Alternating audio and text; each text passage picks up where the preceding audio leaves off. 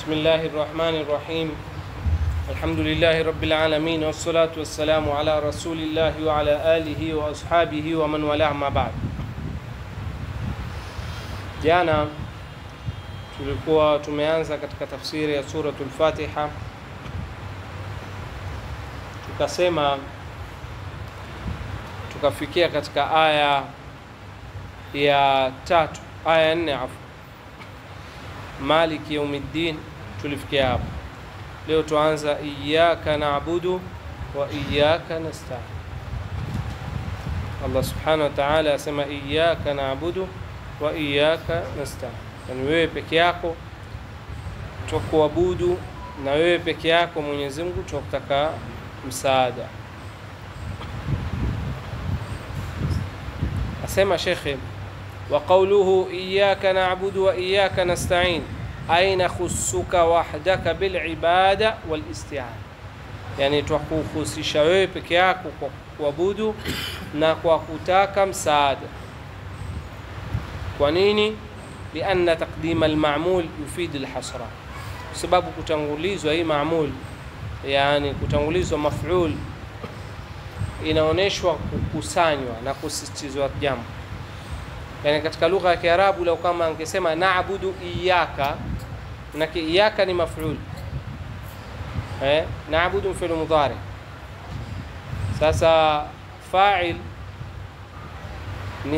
ni dhamir mustatir taqdiru nahnu, na maf'ul ni iyyaka. Sasa ilipotangulizwa iyyaka ikaletwa mwanzo, iyyaka na'budu, kama ile akusema nasta'inu iyyaka, sema iyyaka nasta'in, kutangulizwa mwanzo katika lugha ya Kiarabu ni yufidu alhasra, inaonesha kufungizwa jambo, ni kama kusisitizwa le jambo kwamba ni hivyo peke yake. Kama mfano mimi niseme iyyaka aqsudu, maana yake ni nakukusudia wewe peke yako. Yufidu alhasr, inaonesha kufungizwa kwamba ni wewe peke yako.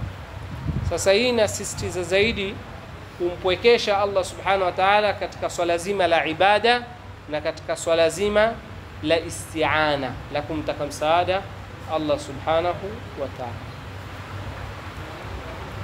na ni kujikumbusha aqida.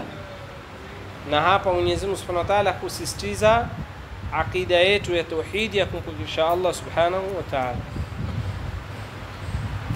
Wa huwa ithbatu alhukmi lilmadhkur, na ni kuthibitisha hukumu kwa lilotajwa, wa nafihi amma adahu, na kukanyusha kwa asiyekuwa yeye. Fakaannahu yaqulu na'buduka wala na'budu ghayrak, unaposema iyyaka na'budu ni kama kwamba wewe wasema na kuabudu wewe peke yako wala hatukuabudu mwingine, wa nasta'inu bika wala nasta'inu bighayrik, tukutaka msaada wewe wala hatutaki msaada mwingine. Wa qaddima al-ibadatu ala al-isti'ana min babi taqdim al-'am ala al-khas. Isti'ana ni sampuli ya ibada, kumtaka msaada Mwenyezi Mungu ni sampuli ya nini? Ya ibada. Sasa Allah subhanahu wa ta'ala akitanguliza isti'ana, akileta iyyaka na'budu wa iyyaka nasta'in wa iyyaka nasta'in, kwamba Allah subhanahu wa ta'ala amesema ibada kisha akasema isti'ana, na isti'ana ni sampuli ya ibada. Kwa nini? Taqdim al-amal al-khas. Ibada ni am, ibada zote kwa ujumla. Isti'ana ni ibada khassa, wa ihtimaman bi taqdimi haqqi ta'ala ala haqqi 'abdi, ni kama swala la ibada kwa ujumla ni haki ya Allah, na isti'ana kuna upande wa mja yeye kwamba mtaka msaada Mwenyezi Mungu. Kwa hivyo umetangulizwa swala la ibada. Na pia ibada zipo nyingi, lakini Allah subhanahu wa ta'ala ametaja iyyaka na'budu wa iyyaka nasta'in. Ilikuwa yatosheleza Mwenyezi Mungu akisema iyyaka na'budu, lakini ametaja nasta'in. Kwa nini? Kwa sababu kusisitiza umpwekeshe zaidi, umfanyie kumtaka msaada Mwenyezi Mungu peke yake zaidi, sababu hapo wanadamu wanaingiza sana ushirikina.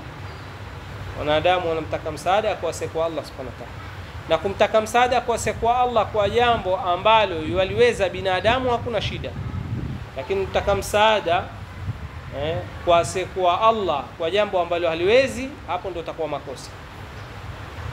Kama yule mtu ambaye yuenda kwa kaburi, akimtaka msaada, ataka riziki, ataka hivi, yale mambo ambayo ya Allah subhanahu wa ta'ala.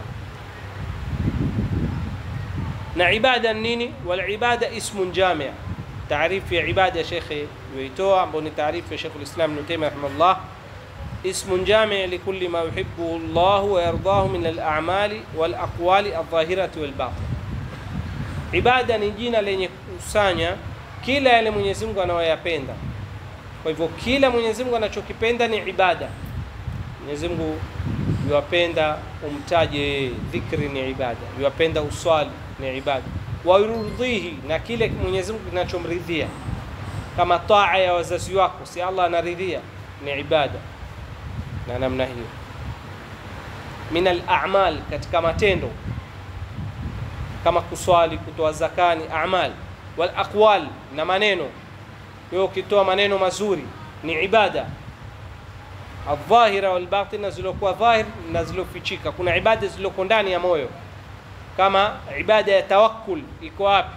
Iko ndani ya moyo, wewe mtegemea Allah subhanahu wa ta'ala. Kama ibada ya khauf unamwogopa Allah subhanahu wa ta'ala, iko wapi? Ndani ya moyo wako. Ni ibada batina, iliyofichika ndani ya moyo wako. Wal isti'ana hiya al-i'timadu ala Allah ta'ala. Isti'ana ni kule binadamu kumtegemea Allah fi jalbi al-manafi', katika kutaka manufaa. Wamtaka msaada Mwenyezi Mungu katika upate manufaa, wataka riziki. Wa daf'i al-madar, na kuondoshewa mambo yenye kukudhuru. Kuna jambo baya wataka likudhuru, wataka lisikudhuru. Kwa hivyo wamtaka msaada Allah subhanahu wa ta'ala, ma'a thiqati bihi, pamoja na kuwa na uaminifu naye, fi tahsili dhalik, katika kulipata hili. Na hii ni kwamba Muislamu unapomtaka msaada Allah subhanahu wa ta'ala, uweke moyo wako kwa ukamilifu kwake. Mtume sallallahu alayhi wasallam, ud'u Allah wa antum muqinuna bil ijaba, muombeni Allah mkiwa nyinyi mna yaqini. Ikiwa mtu hana thika na Allah, hajafanya isti'ana ya Allah subhanahu wa ta'ala sawa sawa. Kama mtu ambaye wamwomba Mwenyezi Mungu lakini wabahatisha, watatuombe Mungu tuangalie, na watatuombe dua tuone, huyu hana yaqini, hana thika billah, basi huyu kupata kwake ni tabu, hawezi kupata.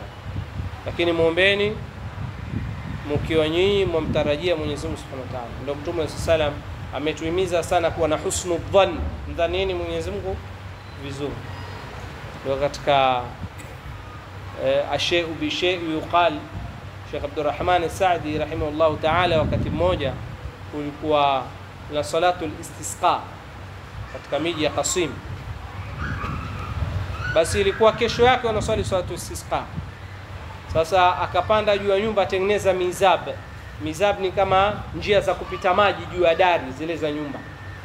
Kwenye dari za nyumba kuna njia za kupita maji, ili maji yakipita, ile maji yawe sawa sawa, maji yashuke waweze kuyakinga na nini. Kama amepanda juu ya sakafu yatengeneza. Na kesho wanaswali istisqa. Jamaa akamwambia, Sheikh, mbona wafanya nini? Hakuna mvua sasa, wewe watengeneza mizab. Amwambia, kesho tutaswali istisqa, mvua itanyesha kesho. Yani hawajaswali, lakini ana yakini kwamba wakiomba dua kesho wakiswali basi mvua itanyesha hakika. Yeye watengeneza tayari mizab. Na ndio yani Muislamu atakana kumuomba Allah subhanahu wa ta'ala usiwe na shaka. والقيام بعبادة الله والاستعانة به هو وسيلة للسعادة الأبدية. Wewe unaposimama kumwabudu Allah na kumtaka msaada yeye, ndio njia ya kufaulu kwako wewe kwa milele. Mshirikina hafaulu hapa duniani wala akhera. Mtu ambaye mtaka msaada asiyekuwa Allah hana furaha. Lakini wewe ambaye umwabudu Allah, umpokesha, umtaka msaada yeye, basi utakuwa na utulivu, utakuwa na saada.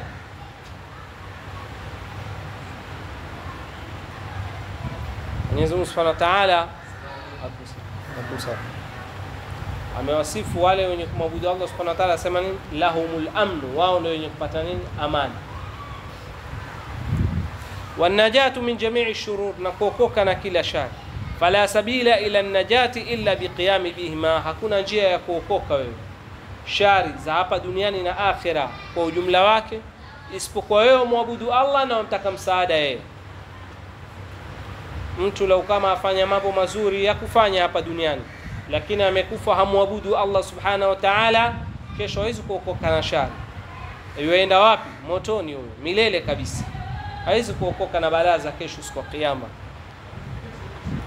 Wa inma takunu al-ibada ibada idha kana ma'khudha an rasulillahi sallallahu alayhi wasallam maqsudan biha wajha Allah. Sasa shekhe akasema ya kwamba akataja masharti ya kukubaliwa ibada, na ibada haitokuwa ibada isipokuwa ichukuliwe kwa Mtume sallallahu alayhi wasallam. Yani ibada haiwezi kuwa ibada mpaka iwe na nini? Ittiba', iwe na ittiba', kumfuata Mtume sallallahu alayhi wasallam. Pia maksudan biha wajha Allah, ikusudiwe Allah subhanahu wa ta'ala. Na hizi ndio nguzo mbili. Kwanza ikhlas, sharti ya kwanza ya ibada ni mtu amfanyie Allah. Sharti ya pili awe ni mwenye kumfuata Mtume sallallahu alayhi wasallam katika ibada. Allah subhanahu wa ta'ala anasema wama umiru illa li'abudu Allah mukhlisina lahu din, wakuamrishwa ila muabudu Allah wamtakasia Allah dini wa ina ikhlas. Pia Allah subhanahu wa ta'ala asema kul in kuntum tuhibbuna Allah fattabi'uni, waambie ikiwa kweli wampenda Allah wanifuate mimi, umfuate Mtume sallallahu alayhi wasallam. Na ndio salaf walipoitafsiri aya Mwenyezi Mungu subhanahu wa ta'ala aliposema katika suratul Mulk, tabarakalladhi biyadihi mulku wa huwa ala kulli shay'in qadir alladhi khalaqa al-mauta wal hayata liyabluwakum ayyukum ahsanu amala. Sasa Mwenyezi Mungu ameumba uhai na mauti ili awape mitihani ni nani atakayekuwa na amali bora zaidi. Wakasema ahsanu amala ay akhlasuhu wa aswabuhu, ni ile ambayo kwamba itakuwa na ikhlasi zaidi na aswabu. Akasema aswabu ni ipi? Akasema ni ile ambayo yenye kufuatana na sunna ya Mtume sasa. Kwa hivyo mazingatio sio wingi tu wa ibada. Mtu anaweza kuwa na maibada mingi sana lakini ya kutengeneza hayakuletwa na Mtume sallam, au yameletwa na Mtume lakini ayafanya kwa njia yake, huyo atapigwa nayo, arudishwe nayo. Kama watu wenye kuzusha katika dini, watu wametengeneza wanafanya lillah, kweli ni mukhlis, inawezekana labda ni mukhlis, anafanya mabidaa yake lakini kwa ajili ya Allah, huyo hawezi kubaliwa kwa sababu ana ikhlas, atarudishwa mwenyewe. Au ameifanya ibada ipo lakini na kwa ikhlas lakini hakuifuata vile Mtume sallallahu alayhi wasallam alipofanya. Mfano wake mtu ansali salatul fajr akasema na isali lillahi ta'ala, lakini leo naona nimeamka mchangamfu, hata ni swali rakaa 3 fajr badili ya 2. Hana mutabaa, Mtume sallallahu alayhi wasallam rakaa 2 ama 3 2. Sasa sala yake itakubalika kwa sababu amemfanyia Allah, ameamua kujitolea zaidi kwa ajili ya Mwenyezi Mungu, sala yake itakubalika? Haiwezekani. Hakuna mutabaa ndani yake, sala yake haiwezi kubaliwa wala haiwezi kuwa ni ahsan. Na pia mtu awezekana kweli afuata sunna, yofanya kwa kama Mtume sasa anavyofundisha, lakini hafanyi kwa ajili ya Allah, yofanya kwa ajili ya watu, pia atapigwa nao chini kwa hakuna ikhlas ndani yake. Baadhi ya salaf wakisema wamepambana na ikhlas kwa miaka mingi sana. Ndio jambo ambalo Muislamu pia atakaopambana nalo katika moyoni mwako ni kupigania sana uwe na ikhlas, uwe na ikhlas, usipotee.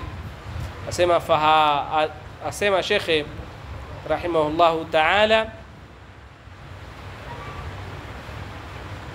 fabihadhaini al-amrayn takunu ibada, kwa haya mambo mawili ndio ibada itakuwa kweli ni ibada, mtu awe na ikhlas, awe na mutabaa. وذكر الاستعانة بعد العبادة, na imetajwa isti'ana baada ya ibada, ma dukhuliha fiha, pamoja kwamba isti'ana katika ibada. Kwa nini? Lihtiyaji al-abdi fi jami' ibadatihi ila isti'anati billahi ta'ala. Unaona latifa ya Sheikh aliyotaja, asema imetajwa iyyaka na'budu wa iyyaka nasta'in. Kwa nini? Kwa sababu katika ibada zako zote pia unazozifanya bado umuhitaji Allah subhanahu wa ta'ala. na ndio tulotaja mara nyingine katika maana ya dhikri la haula wala quwwata illa billah. Maana yake ni la haula, sina mbinu, sina uwezo mimi katika kuyaepuka maasi, wala kuwa wala sina nguvu za kufanya taa ila kwa Allah subhanahu wa ta'ala. Kwa hivyo katika ibada zako zote unabidi una haja ya kusaidiwa na Allah subhanahu wa ta'ala. Hata katika ibada ya kuzifanya inabidi upate msaada wa Allah subhanahu wa ta'ala. Fa innahu in lam yu'inhu Allah lam yahsul lahu ma yuriduhu min fi'li al-awamir wa ijtinabi an-nawahi. Ikiwa kusaidiwa na Allah huwezi kuyapata yale unayoyataka katika kufanya maamrisho na kujiepusha na makatazo. Thumma qala ta'ala, kisha Allah akasema ihdina as-sirata al-mustaqim. Mwenyezi Mungu akasema ihdina as-sirata al-mustaqim, yani tuongoze njia iliyonyoka, sirat at-tariq. Aidullana wa arshidna wa wafiqna ila sirat mustaqim. Unaposema ihdina, maana yake ni wamwambia Mwenyezi Mungu tuoneshe, tujulishe, tuongoze, tuwafikie katika njia iliyonyoka. Wa huwa at-tariqul wadih. Siratul mustaqim ndio njia iliyokuwa wazi kabisa, almusil ila Allah wa ila jannatihi, ndio njia inayokufikisha kwa Allah na pia ndio njia inayokufikisha kwa pepo yake. Wa huwa ma'rifatul haqqi wal 'amali bihi. Nao suratul mustaqim ni katika kuijua haki na ndio njia ya Uislamu. Mtume sallam siku moja alichora nini? Njia. Kisha akachora njia vidogo. Akasema hii ndio njia ya Mwenyezi Mungu, wala vinjia vidogo msifanye nini? Msifuate. Na ndio maana ile aya Mwenyezi Mungu asema wala tattabi'u subul fatafarraqa bikum an sabili, wala msifate vinjia. Njia ya Uislamu ni moja kwa moja straight, ndio siratul mustaqim, ndio Uislamu. Vile vinjia watu walioanzisha usifuate. Sasa hapo ukiswali, ukisoma dua hii, ukisoma Fatiha, maana yake unamwomba Mwenyezi Mungu akuongoze njia ya Uislamu, uijue, uifuate sawa sawa. Fahdina ila sirat wahdina ila sirat, falhidayah ila sirat luzumu dini alislam. Kuongozwa katika njia, katika sirat ni kule kuifuata njia ya Uislamu, wa tarku ma siwahu min aladyan, na kuacha dini nyinginezo. Dina sirat mustaqim ni kwamba Mwenyezi Mungu amekuongoza ufuate Uislamu, uache dini nyinginezo zilizotengenezwa na wanadamu na kuwekwa. Binadamu wametengeneza dini nyingi, mpaka kuna watu wengine wanakaa wanasema wanatengeneza dini yao, wanatengeneza mbinu yao ya kumwabudu Mwenyezi Mungu. Na njia ya Uislamu ni moja, na dini inayokubalika kwa Allah ni moja. وَمَنْ يَبْتَغِي غَيْرَ الْإِسْلَامِ دِينًا فَلَنْ يُقْبَلَ مِنْهُ. Allah asema na atakayefuata asiyokuwa Uislamu hatokubalika. Dini inayokubalika kwa Allah ni Uislamu. Inna ad-dina 'inda Allahi al-Islam, dini iliyokuwa haki kwa Allah ni Uislamu. Kwa hivyo dini inayokubalika ni ya Allah ni Uislamu pekee yake, baliki nyingine.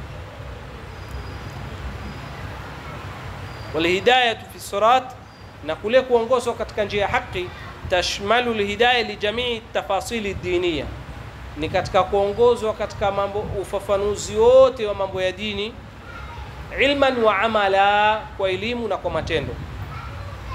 Ni jambo kubwa Mwenyezi Mungu akuongoze katika ilmu ya dini na kuongoze katika kuelewa matendo ya dini.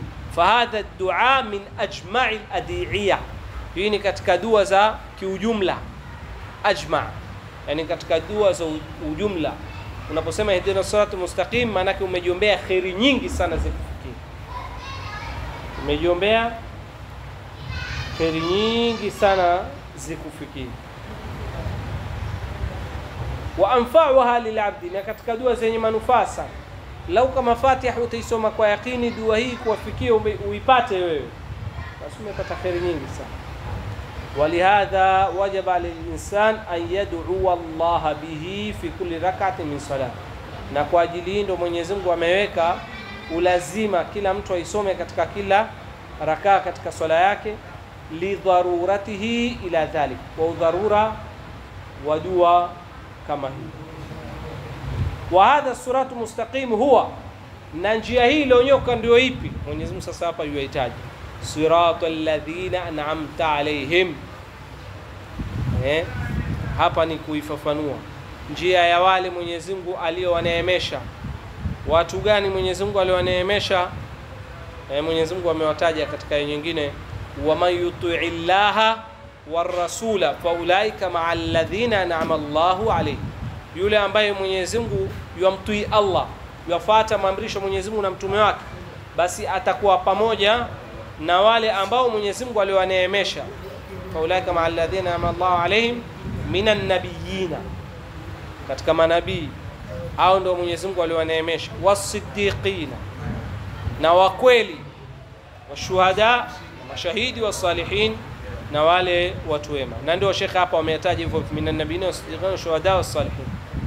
Hao ndio Mwenyezi Mungu aliowaneemesha. Mwenyezi Mungu amewaneemesha kwa kuwapatia hidayah. Neema kubwa Allah ni kukupatia hidayah. Kwa hiyo Mwenyezi Mungu amewaneemesha hao kwa kuwapatia hidayah na kuongoza manabii, siddiqin wale wa kweli ya musiddiq, wa shuhada, mashahidi, wa salihin, na watu wema. Ghairil maghdubi alaihim. Naona hii hapa, angalia taaddub ma Allah. In'am nusiba ilayhi, al-in'am nusiba ila Allah. Hapa Mwenyezi Mungu asema an'amta alayhi, hakusema katika maghdhub, hakusema ghadhibta alayhim. Si wale Mwenyezi Mungu aliokasirikia, kusema ghairil maghdubi, wale waliokasirikia, yani au dhalalta. Mwenyezi Mungu Subhanahu wa Ta'ala haikunasibishwa kwake taadduban, lakini Mwenyezi Mungu Subhanahu wa Ta'ala ndio aliokasirikia na Mwenyezi Mungu ndio aliowapoteza. Ghairil maghdubi alaihim, usini, yani niongoze njia ya wale Mwenyezi Mungu aliowaneemesha, isiwe ni njia ya wale Mwenyezi Mungu aliowakasirikia. Aliowakasirikia alladhina arifu alhaqqa wa tarakuhu, wale ambao wameijua haki kisha wakaiacha, kama Yahudi. Na ndio utaona aya nyingine Mwenyezi Mungu Subhanahu wa Ta'ala ameitaja nini? Waba'u bighadhabin min Allah, wakapata hasira za Mungu. Hao nani? Yahudi. Yahudi wamekasirikiwa na Mwenyezi Mungu sababu Mayahudi walijua haki kisha wakaiacha. Na ndio yoyote ambaye Ibn Taymiyyah rahimahullah ta'ala akataja, mtu ambaye katika ummati wetu atakuwa ni alim, anaijua haki kisha akaja akaiwacha haki, ana mfano wa Mayahudi. Amefanana na Mayahudi. Malaki anaijua haki kisha anaiacha haki, haifuati. Anashibu ya nani? Ya Mayahudi. Mayahudi ndio maghdubi alaihim, wamekasirikiwa sababu ni watu ambao walikuwa wajua haki wakaiacha. Kama Mtume sallallahu alayhi walikuwa wamjua na wajua alama zake vizuri, lakini hawakumfuata. Wanahina mfano wao ghairi wa ghairi sirat, sema Mwenyezi Mungu ghairi maghdubi alaihim wala dhallin, wala wale ambao waliopotea. Waliopotea ni manasara. Mwenyezi Mungu asema qad dhallu min qablu wa adallu kathira, wamepotea wale na walipotezwa kwa ujinga. Na ndio wale katika watu wetu wa kawaida waliopotea wana mfano wa manasara, alladhina taraku alhaqqa, walioacha haki, ala jahlin wa dhalal, kwa ujinga na upotevu, kanasara wa nahwi, kama Wakristo na mfano wao. Kwa hivyo unaomba Mwenyezi Mungu akuongoze njia ya sawa, njia ya wale Mwenyezi Mungu aliyokuneemesha, aliwaneemesha, isiwe ni wale waliokasirikiwa wala wale ambao waliopotea kama manasara. Fahadhi sura ala ijaziha qad ihtawat ala ma lam tahtawi alayhi suratan min sura al-Quran. Hii sura pamoja na ufupisho wake, asema shekhe, imekusanya yale ambayo hayajakusanya na sura nyingi kabisa katika sura za Qur'an. Fatadhammanat anwa'u at-tauhid thalath. Sura hii imekusanya sampuli tatu za tauhid, zote. Na tauhidi tatu kugawanywa ni kwa ajili ya mafundisho. Kuna viumbe wengine wanajifanya hawaelewi, wanasema tauhidi tatu zimetoka wapi? Hii ni katika ufahamu, ni katika kufundishana, ni katika kueleweshana. Ni kama mtu mwambie sharti za swala, ukisema ni 6 ama ni 7, umezitoa wapi? Kuna aya ama hadithi imekwambia sharti ya swala 6 ama 7? Hakuna. Lakini wanaviona walipoziweka vile ni kwa ajili ya ufahamu. Nguzo za swala 14, au uzitoa wapi? Hadithi gani nikwambia nguzo za swala 14? Hakuna. Lakini kwa ajili ya kueleweshwa ndo ukagawanyiwa, kupangiwa. Ile katika kupangiwa upate kuelewa, ukaambiwa 14. Lakini zile nguzo zote 14 zipo katika hadithi. Ni kama hizo tauhidi tatu zote zipo katika hadithi na katika aya. Lakini kule kupangiwa kwa ajili ya kuelewa ndo ukaambiwa ni 14. Sharti za sala ni kadhaa, ni 6, ni 7 na namna hii. Nguzo za haji ni kadhaa, nguzo za kuoga ni kwa ajili ya kuelewa kwako. Lakini huwezi kupata hadithi imekwambia nguzo za swala ni hivi, huwezi nguzo za saumu ni hivi. Hakuna idadi iliyotajwa, lakini zimetolewa kwa ufahamu wa hadithi na aya. Na haya si mageni aliyokuja nao la Sheikh al-Islam Ibn Taymiyyah kumsingizia. Haya taksimu ya tauhid namna hii imekuja kutoka salaf ridwanullahi alayhi. توحيد الربوبية asema nao tauhid thalatha. Tauhid الربوبية yukhadhu min qawli, tauhid ya ubwana wake imetolewa kwa kauli ya Allah aliposema rabbil alamin, mola ulimwengu. Hapa tunafahamu nini? Kumpwekesha Allah kwa ubwana wake, kwamba Allah ndio mola mlezi wetu, Allah ndio mwenye kuturuzuku. Wa tauhidul ilahiyya au uluhiyya wa huwa ifradu Allah bil ibada, nao ni kumpwekesha Allah kwa kumwabudu. Yukhadhu min lafdhi Allah, inatolewa katika neno Allah, na katika wa min qawli iyyaka na'budu. Allah aliposema iyyaka na'budu, hapo pia tunafahamu kumpwekesha Allah kwa uola wake. Hiyo ni tauhid uluhiyya, tumeipata hapo sasa. Tauhid tatu zote zipo katika suratul Fatiha. Ya kwanza tauhid rububiyya tumesema, ya pili uluhiyya, tauhid asma sifat, tauhid ya majina na sifa za Allah, wa huwa ithbatu sifatul kamali lillahi ta'ala, nao ni kuthibitisha ukamilifu kwa Allah, allati athbata li nafsi, aliyothibitisha kwa nafsi yake, wa athbatahu lahu rasuli, na kuthibitisha aliyothibitisha mtume wake. Tauhid asma sifat ni kuthibitisha majina na sifa za Allah zilizokuja katika Qur'ani na Sunna, min ghairi ta'tilin, bila ya kuzikanusha, usikatae. Yani kama yule mtu ambaye anakataa jina lilokuja kama Mwenyezi Mungu katika suratul Fatiha Ar-Rahman, anakuambia Mwenyezi Mungu hana sifa ya huruma. Huruma ni ulaini. Itakuwaje Mwenyezi Mungu ana huruma? Itakuwaje? Anafasiri nini? Ar-Rahmani, mwenye kuneemesha neema kubwa kubwa, Ar-Rahim, mwenye kuneemesha neema ndogo ndogo. Na Mwenyezi Mungu amesifu na huruma, unapeleka kwenye neema. Hayo mambo mawili tofauti. Unakanusha sifa ya huruma, ni makosa. Mwenyezi Mungu amejisifu na sifa ya huruma, tunathibitisha hivyo hivyo. Mwenyezi Mungu ni mwingi wa huruma. Mwenyezi Mungu ni Ar-Rahman. Kama Mwenyezi Mungu Subhanahu wa Ta'ala asema Ar-Rahman arshi istawa, unathibitisha kustawi Mwenyezi Mungu juu ya arshi, hatuondoshi. Wala tamthili, wala kumpigia mfano, hatupigi mfano, wala tashbihi, wala kumfananisha. Hatusemi Mwenyezi Mungu ana huruma kama fulani.